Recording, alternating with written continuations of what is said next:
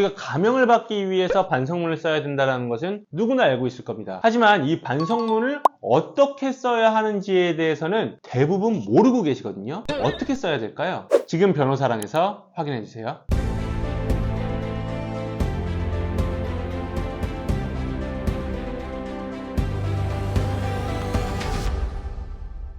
안녕하십니까. 변호사랑의 형사전문 변호사 최희준 변호사입니다. 이번 시간에는 저희가 반성문에 대해서 한번 이야기를 나눠볼 텐데요. 반성문? 내가 뭐 초등학교 때나 쓰던 거 아닌가 이런 생각을 하는 분들이 계실 텐데, 형사사건에서 반드시 제출하는 양형자료 중에 하나가 바로 반성문입니다. 왜냐하면 피고인의 진지한 반성이 감형사유 중에 하나인데요. 진지한 반성을 어떻게 나타낼 수 있겠어요? 반성문이 바로 이 피고인의 진지한 반성을 나타낼 수 있는 어떤 객관적인 자료가 될 수 있는 거죠. 그래서 저희가 인정되는 사건에서 반드시 반성문을 써내라고 하는데, 재판부도 그렇고요, 혹은 뭐 검찰도 마찬가지고요, 선처를 해주려면은 그 나름대로의 근거 자료가 있어야 돼요. 근데 이 피고인이 혹은 피의자가 와서 잘못했습니다 이렇게 말만 하고 자신의 잘못을 진지하게 뉘우치는 어떤 객관적인 자료들을 제출하지 않는다라고 한다면 아무리 봐주고 싶어도 봐줄 수가 없겠죠. 그러면 반성문이 중요한 거는 알겠는데 이 반성문을 어떻게 써야 될까요? 정말 사건에 연루가 되어서 반성문을 쓰시는 분들 같은 경우에는 이 반성문 작성 때문에 정말 많이 애를 먹거든요. 그렇기 때문에 오늘은 이 형사사건에서 반성문을 어떤 형식으로 어떤 내용으로 제출하면 좋을지에 대해서 아주 짧고 간단하게 설명드리겠습니다.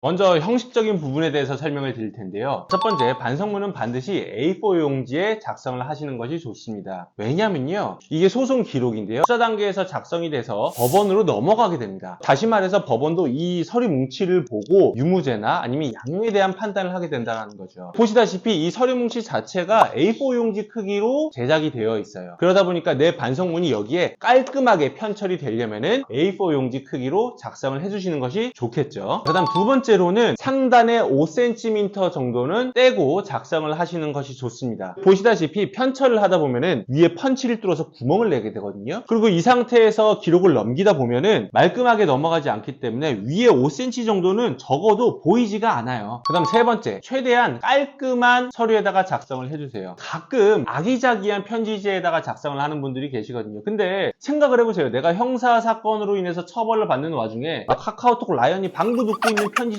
제가 죄송합니다라고 하면은 진심이 전해질까요? 그러다 보니까 이런 캐릭터가 들어가지 않고 무색의 A4 용지 깔끔한 종이에다가 작성을 해주시는 게 좋고요. 문방구에 가면 A4 용지 크기의 줄만 가 있는 편지지를 판매를 해요. 그걸 구매를 하셔도 좋고, 만약에 구매할 만한 곳이 마땅히 없다라고 하시면은 한글이나 워드와 같은 문서 작성 프로그램에 들어가셔서 밑줄만 그은 다음에 출력을 하세요. 그래서 그 줄에 맞춰가지고 반성문을 작성하시면 됩니다. 그럼 네 번째로는 좌우에다가 한 3cm 정도의 여백을 남겨두시고 작성하시는 것이 좋습니다. 왜냐면 이 A4 용지의 왼쪽에서 오른쪽까지 빽빽하게 작성을 하다 보면은 사람이 글을 읽을 때 눈동자가 어떻게 되겠어요? 더 멀리 왔다 갔다 해야겠죠? 그러면은 가독성이 떨어진단 말이에요. 그래서 가독성을 높이기 위해서 양쪽에 간격을 두고 가운데 부분에 작성을 해주시면은 훨씬 더 깔끔한 반성문을 작성하실 수 있습니다. 반성문의 양은 많을수록 좋습니다. 자, 예를 들어서 누구나 5장을 써냈는데 나도 5장을 써냈다라고 한다면은 다른 사람들과 비슷한 수준의 처벌을 받을 가능성이 높겠죠. 반면에 다른 사람들은 5장을 써냈는데 극단적으로 나는 200장을 써냈다라고 한다면 당연히 재판부가 봤을 때도 이 사람은 다른 피고인들보다 훨씬 더 반성을 하고 있구나 라고 생각을 할 수밖에 없기 때문에 반성문의 양은 많을수록 좋습니다.